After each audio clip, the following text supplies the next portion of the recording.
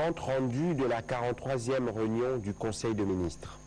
Le président de la République, Félix Antoine Tshisekedi Tshilombo, a présidé ce vendredi 4 mars 2022 la 43e réunion du Conseil de ministres en visioconférence. 5 points étaient inscrits à l'ordre du jour. 1. Communication du président de la République, chef de l'État. 2. Point d'information. 3. Approbation d'un relevé des décisions de Conseil de ministres. 4. Examen et adoption des dossiers. 5. Enfin, examen et adoption des textes. La communication du président de la République a porté sur 4 points principaux, à savoir 1. Préparatif de la Journée nationale de la République démocratique du Congo à l'Expo 2020 à Dubaï. Au regard des mauvaises expériences du passé et de la nécessité d'assurer une réussite de la journée consacrée à la République démocratique du Congo dans cette grande exposition, le président de la République a appelé le gouvernement à veiller à ce que la participation de notre pays à cette exposition, dans un contexte de compétitivité, bénéficie d'une meilleure préparation. Cet événement devrait servir de vitrine pour le rayonnement de notre culture, notamment à travers la promotion de la rumba congolaise qui vient d'être inscrite par l'UNESCO sur la liste des patrimoines culturels immatériels de l'humanité. Pour ce faire, le président de la République a vivement recommandé qu'une exposition retrace l'histoire de la rumba, suivie de la production scénique des artistes congolais qui font l'unanimité dans la promotion de la rumba, ainsi que d'autres artistes congolais de renommée internationale. Il a chargé le ministre du Commerce extérieur à prendre toutes les dispositions nécessaires pour faire jouer à chaque partie prenante son rôle dans le meilleur délai et conditions afin que cet événement soit une réussite pour la République démocratique du Congo.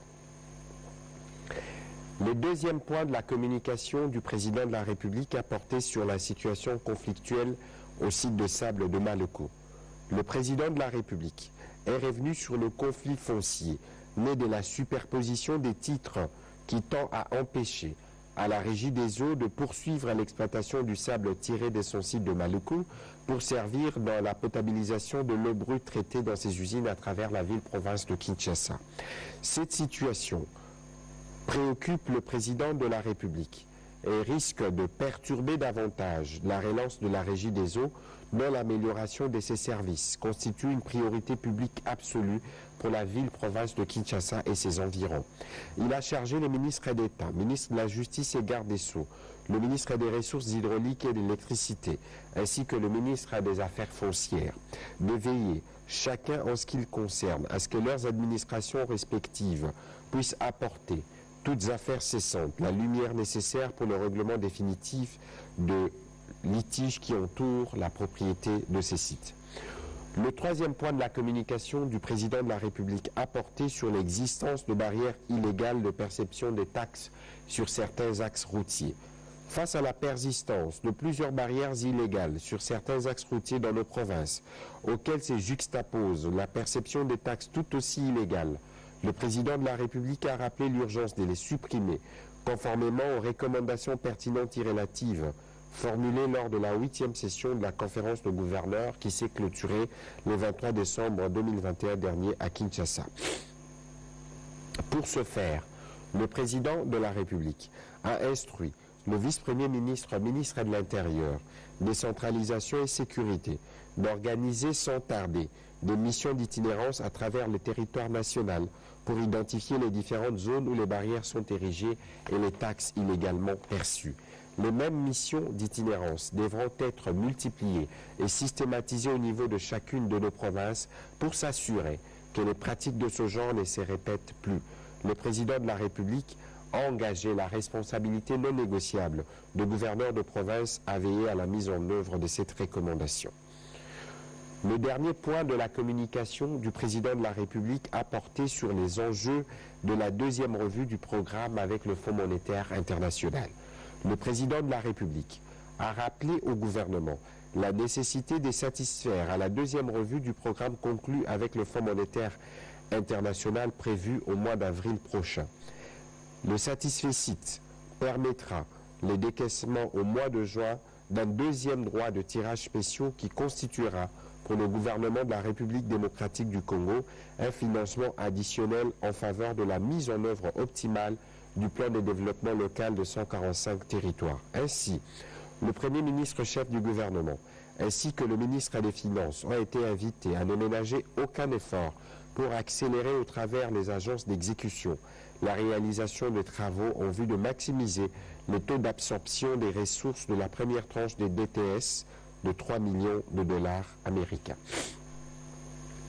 Dans la suite de la communication du président de la République, le Premier ministre chef du gouvernement a d'abord salué la suspension de la grève qui avait paralysé les activités académiques, scientifiques et administratives dans les universités et instituts supérieurs de notre pays, à la suite du mouvement de grève qui avait été déclenché par les réseaux des associations de professeurs d'université.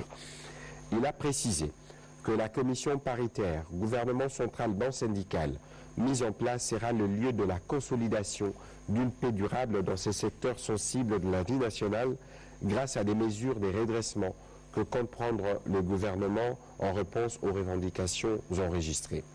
Il a ensuite fait le point de quelques activités qu'il a déployées la semaine qui s'achève, notamment la clôture au nom du président de la République des travaux de la 12e conférence diplomatique, la participation à la conférence de presse de l'annonce de l'arrivée du pape organisée conjointement avec l'Église catholique, visite du pape qui se déroulera du 2 au 5 juillet prochain, placée sous les signes de la paix et de la réconciliation. Le Premier ministre a aussi informé le Conseil de la réunion qu'il a tenue avec le ministre des Sports ainsi que les instances dirigeantes du football pour s'assurer de la bonne préparation des Léopards attendus pour une confrontation le 25 mars prochain avec les Lions de l'Atlas du Maroc. Il a rassuré que le gouvernement se met en œuvre pour que tous les Léopards sortent vainqueurs de cette confrontation.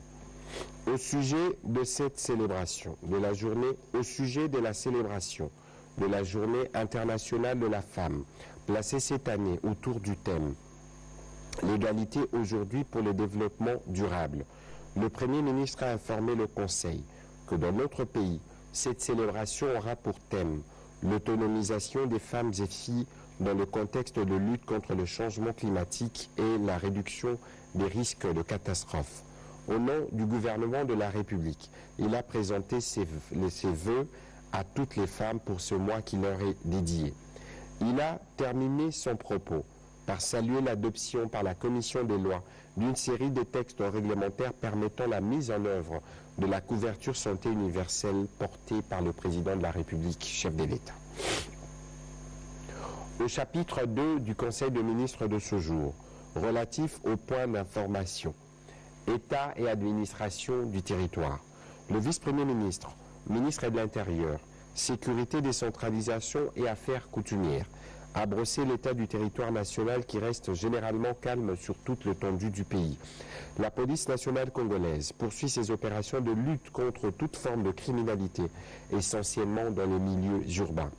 Il a indiqué que l'état d'esprit de la population a été marqué ces derniers jours par la visite du président gambien auprès de son homologue congolais le 28 février dernier, la clôture par le Premier ministre au nom du chef de l'État des travaux de la conférence diplomatique tenue au ministère des Affaires étrangères, l'incendie d'une embarcation le 27 février dernier au port de Ngafura dans la commune de Maluku en Kinshasa. Le vice-premier ministre a aussi attiré l'attention du Conseil sur une série de dénonciations faites par les Bantous de la dévastation ces derniers jours de leurs champs par les toits au village Kisenge en territoire des Nyunzu. La psychose observée au sein de la population de Kamina suite aux informations faisant état de la présence de miliciens Mai Mai Bakata Katanga. Les déplacements d'environ 300 personnes ayant traversé la rivière Loua pour se réfugier dans la localité d'Ekuta en territoire de Libengé, province du sud de Bangui, suite aux affrontements qui ont fait 4 morts le 24 février dernier parmi les habitants des villages Kamba et Mengue à la suite d'un conflit foncier. Il a rassuré que les dispositions ont été prises avec l'accompagnement du gouvernement pour trouver des solutions idoines à ces préoccupantes situations. Toujours sur ces chapitres, la vice-ministre de la Défense nationale et ancien combattant a présenté une synthèse de la situation opérationnelle militaire et sécuritaire du pays qui demeure globalement sous contrôle des forces armées de la République démocratique du Congo. Elle a indiqué les opérations conjointes de forces armées de la République démocratique du Congo et les forces de défense du peuple ougandais sont entrées dans leur deuxième phase dans les territoires d'Irumu en province de l'Ituri. Les forces mutualisées ont successivement bombardé les positions des ADF dans les localités de Mapipa, Ababi et Katanga, lesquelles sont passées sous les contrôles de notre armée. L'alerte maximale des unités reste maintenue dans tous les secteurs opérationnels. Les opérations de traque se poursuivent sur tous les axes contre l'activisme de groupes armés. La détermination du gouvernement reste ferme pour mobiliser davantage de moyens au profit de nos forces de sécurité dans l'objectif bien compris de ramener la paix dans cette partie de la République démocratique du Congo. Toujours sur ces chapitres de points d'information, évolution de la situation de l'épidémie à Covid-19.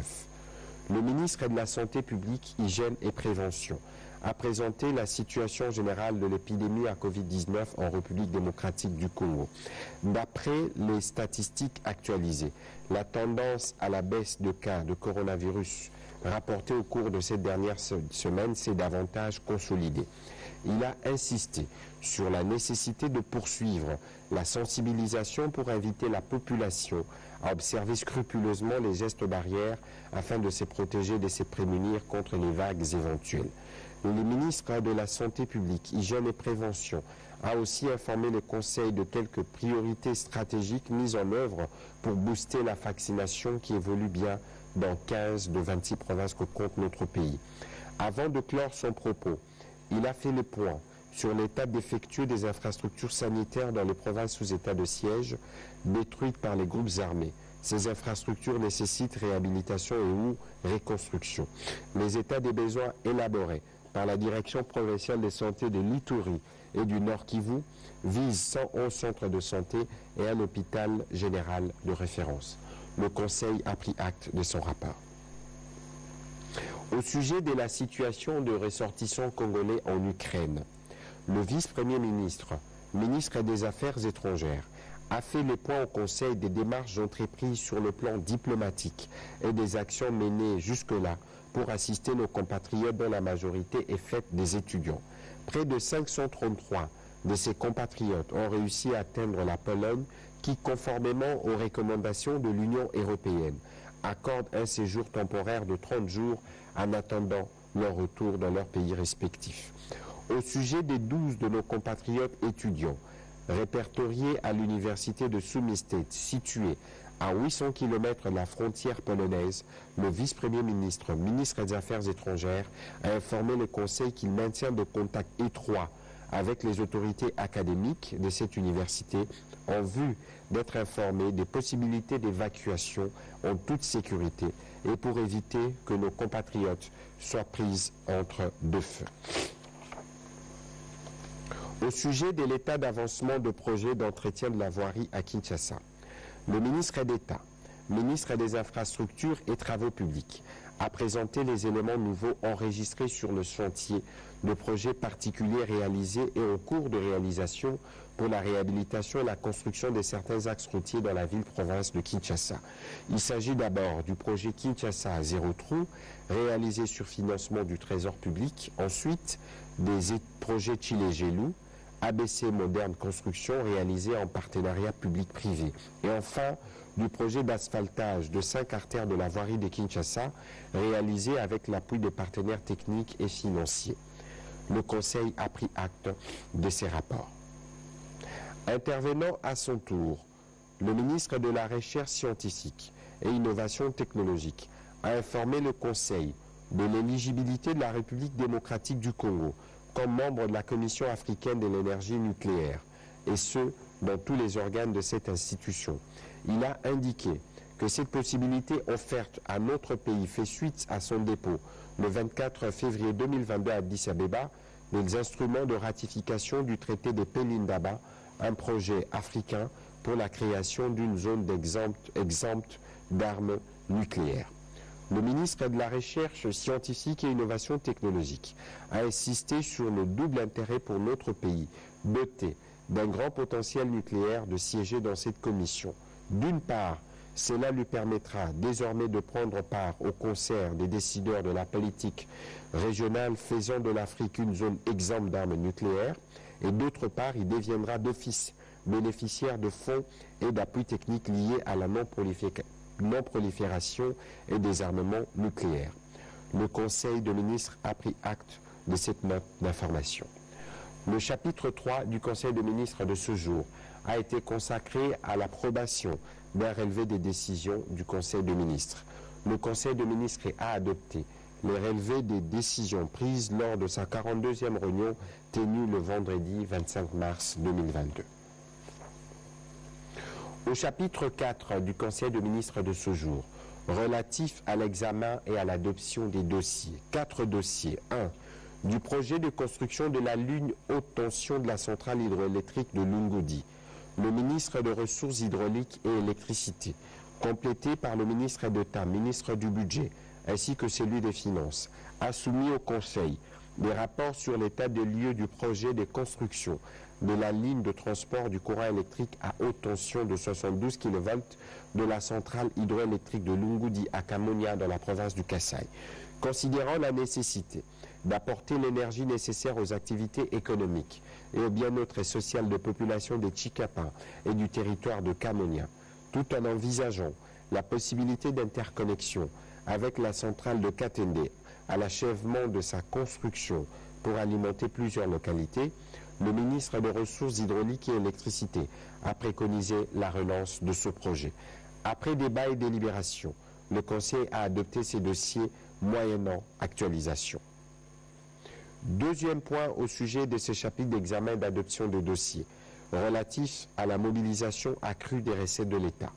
Le ministre des Finances, complété par le ministre d'État, ministre du Budget, a informé le Conseil que les recettes mobilisées par les 3 régies financières au mois de février 2022 ont été de 855,3 milliards de francs congolais. Elles représentent 95% des prévisions budgétaires mensuelles. Par régie financière, elles se répartissent comme suit.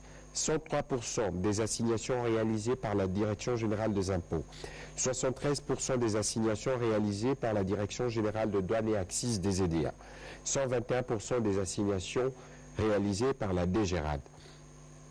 En cumul annuel, à fin février 2022, les recettes totales mobilisées ont été de 1 878,8 milliards de CDF contre les prévisions de 1 825,9 milliards de CDF, soit 103% des assignations budgétaires.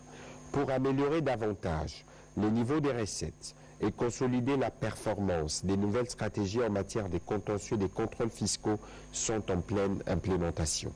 Par ailleurs, il a informé le Conseil du déroulement satisfaisant d'une mission du Fonds monétaire international au titre de l'article 4, dont le but est de préparer la 2e revue du programme conclu avec cette institution de Bretton Woods. Saluant une augmentation significative des allocations des différents bailleurs en faveur de notre pays, grâce à la volonté des réformes et les actions de mobilisation de partenaires sous l'impulsion du président de la République, le ministre des Finances a présenté le plan d'action d'urgence visant l'amélioration de la qualité des portefeuilles de projets et programmes à financement extérieur. Après débat et délibération, le Conseil a adopté ces dossiers. 3. De la stratégie de réinsertion socio-économique des ex-combattants déplacés et retournés dans les zones sous état de siège. Le ministre des Affaires sociales, Action humanitaire et solidarité nationale a soumis au Conseil le projet d'organisation d'un atelier pour l'élaboration d'une stratégie nationale de réinsertion socio-économique des ex-combattants, des déplacés internes et des retournés dans les zones sous état de siège. Considérant le fait que le droit à la réinsertion socio-économique constitue un dénominateur commun entre les ex-combattants et les personnes déplacées, il a souligné la nécessité d'y travailler tout en respectant les droits spécifiques reconnus à chaque groupe ciblé. Cette stratégie devrait donc prendre en compte les potentialités ou opportunités économiques existantes et les besoins prioritaires de personnes affectées. C'est un élément clé du succès du programme PDDRCS. Elle constituera la feuille de route et le cadre des références de futures interventions pour contribuer à la cohésion sociale, à la réconciliation et à la mise en œuvre de projets durables dans une perspective de relèvement communautaire. Elle traduira en actes la volonté politique du gouvernement exprimée dans son programme d'action au pilier 13, axe 56. Après débat et délibération, le Conseil a adopté ces dossiers. Dernier dossier soumis au Conseil de ministres de ce jour, relatif au projet sportif objectif 2024.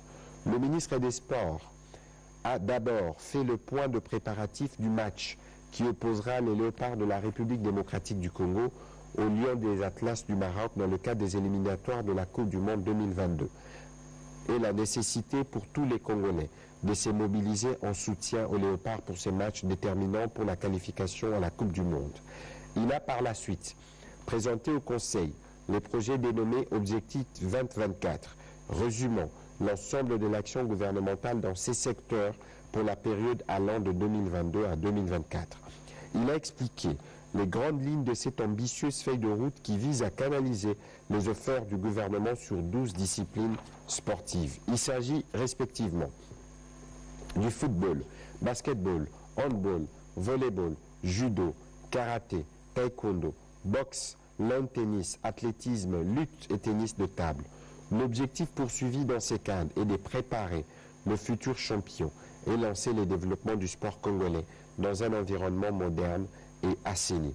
Le ministre des Sports a voulu préciser que ce choix n'exclut pas les autres sports d'une prise en charge de l'État ou d'un quelconque subside, car il existe des sports de solidarité comme le handisport, les sports de prestige tels que le golf ou encore le cyclisme qui contribuent à la vente de l'image du pays.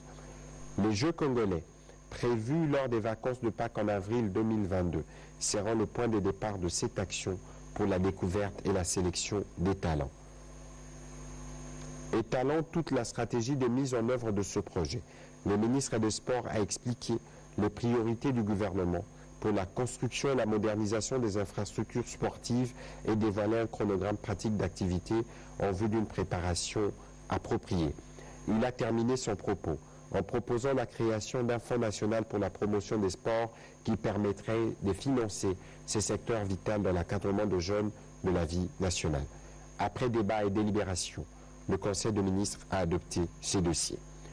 Dernier chapitre du Conseil de ministres de ce jour, relatif à l'examen et l'adoption des textes. 7 textes. 1. Projet d'ordonnance. La ministre d'État, ministre de la Justice et garde des Sceaux, a présenté au Conseil le projet d'ordonnance modifiant l'ordonnance numéro 21/015 du 3 mai 2021, proclamant l'état de siège sur une partie du territoire de la République démocratique du Congo. Il a expliqué que cette modification est motivée notamment par les déficits quantitatifs des magistrats militaires dans les provinces de l'Ituri et du Nord Kivu.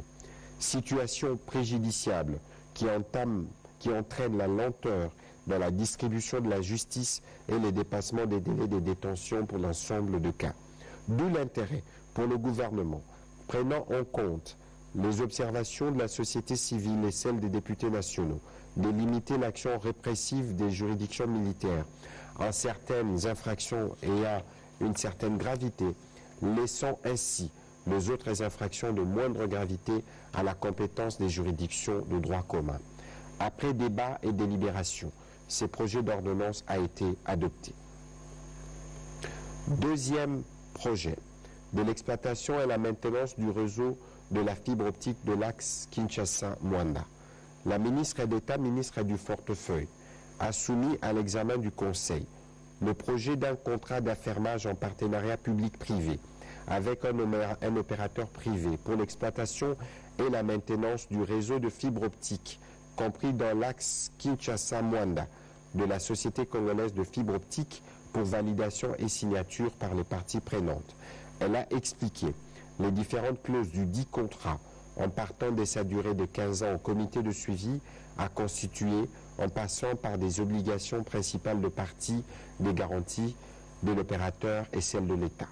La ministre d'État, ministre du portefeuille, a rappelé que la signature de ce contrat de partenariat public-privé permettra au gouvernement congolais non seulement de concrétiser son engagement, mais aussi à la Banque mondiale de structurer des financements complémentaires envisagés pour les secteurs des postes de télécommunications et nouvelles technologies de l'information et de la communication.